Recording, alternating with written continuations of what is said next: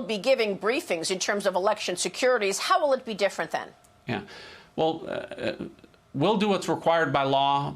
Those members that are entitled to the briefings and classified information will still get that information. What we won't be doing is all member briefings to all members of the House and all members of the Senate. And, you know, we've tried that and the information hasn't been protected.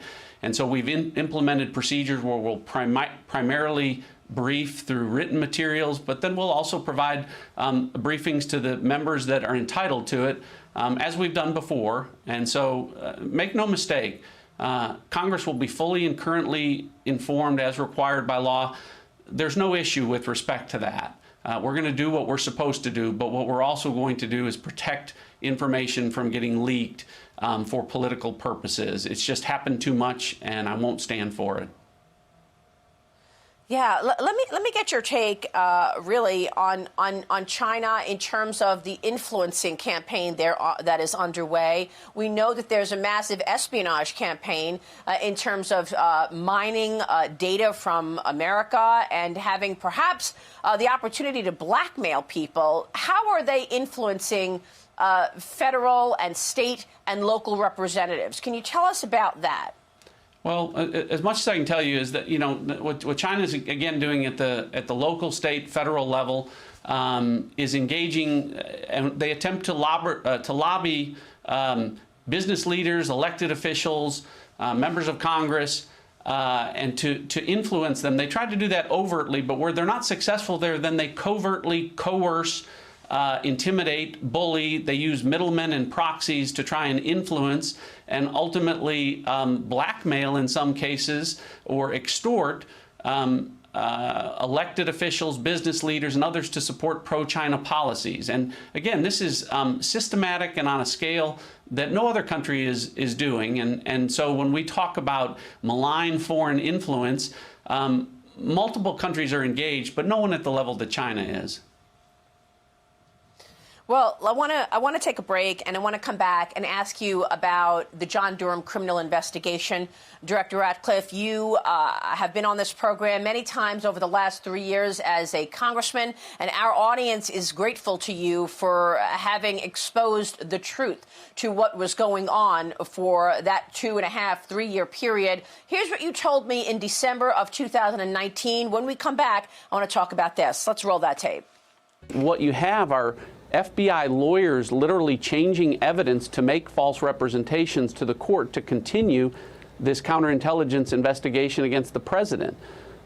So, you know, it details. Now, everyone's entitled to a presumption of innocence. Democrats never want to give one to Donald Trump. But the Inspector General's findings really outline what is criminal activity. And I am back with the Director of National Intelligence, John Ratcliffe. And Director Ratcliffe, that was when you were a congressman back in December of 2019. Just a few weeks ago, you declassified very important documents. And as a result of this declassification that you made, we saw our first guilty plea in the John Durham criminal investigation. What can you tell us about this declassification? And will you declassify more documents, Director? I will. What I would tell your viewers, Maria, was, you know, I was a congressman, and in that role, I felt strongly that that the FBI had continued a counterintelligence investigation against the Trump campaign without a proper predicate. In other words, illegally continued it.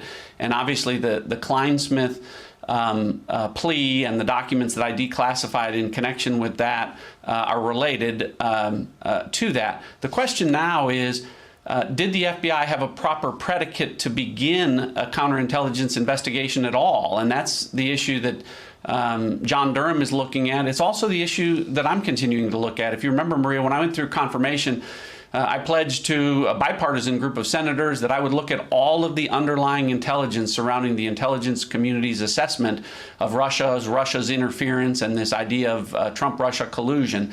So I've spent the last 3 months doing that, and I've declassified certain documents, and I plan to declassify additional documents, but I'm not going to prejudice John Durham's work in connection with that, so we've had to coordinate with his office about the timing of that, but I'm optimistic that, that I'll be declassifying additional documents soon.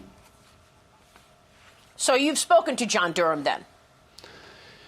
I have. We've actually, for several months, been coordinating with his team of folks to make sure that he has access to all of the intelligence community documents that he needs. He's looking at some of the same documents that I am, and so our work is running on parallel paths. Now, his is a criminal investigation. He's not sharing his findings or the work that he's doing, but I'm coordinating with him to make sure that he has the intelligence documents that he needs to do his work. And what I don't want to do is declassify something that might prejudice his work. So we're going to have to coordinate as we go forward the completion of his work with my ability to declassify documents, and so we've communicated along those lines.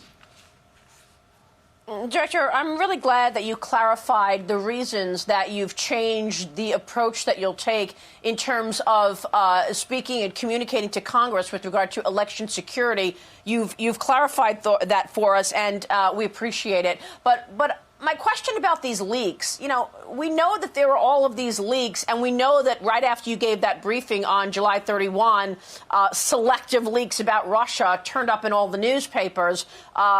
Some of your colleagues' favorite reporters to leak to, like Politico, among others. Why aren't these leaks being investigated? If we know, as Ron Johnson has told us, there was 125 leaks in the first 126 days of the transition period in terms of the president's first 125 days, where's the prosecution? Where is the investigation into these leaks? Well, they are, Maria. There are investigations. I know that because I've made a number of what are called crimes reports in connection since I've been the DNI. When I become aware of intelligence community information that is disclosed unlawfully, I do what's called a crimes report. I've done that now on a number of occasions.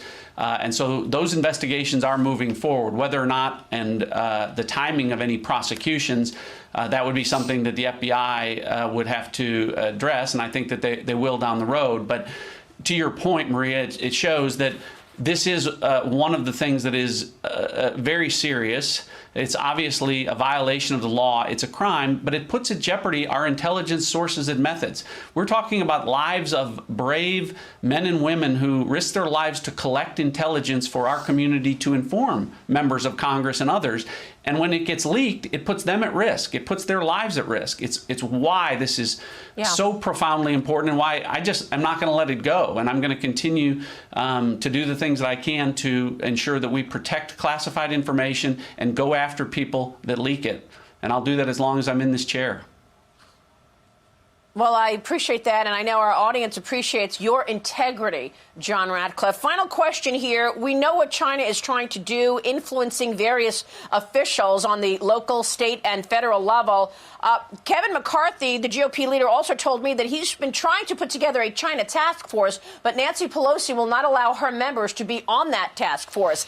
So you've got some members leaking things selectively about Russia, not talking about China. I haven't heard one word about the espionage campaign and the bad behavior of China from the president's critics on the left. So I ask you, does Congress have a problem with China? Are we going to hear that there is influencing going on of sitting congressmen and women? Well, a lot to unpack there, Maria, and some of that's outside of my jurisdiction. So my role as the DNI is to keep Congress informed of threats to the country. I think I've made it profoundly clear that China is a grave national security threat in so many different respects, including malign foreign influence, including sophisticated, massive efforts to influence policymakers, decision makers, including members of Congress. And I'm going to continue to inform, the public and Congress about those threats. And so, again, unfortunately, we are in a very political situation, and I think people are going to continue to try and spin a narrative that may not be accurate. And I'm going to continue to put out the correct narrative.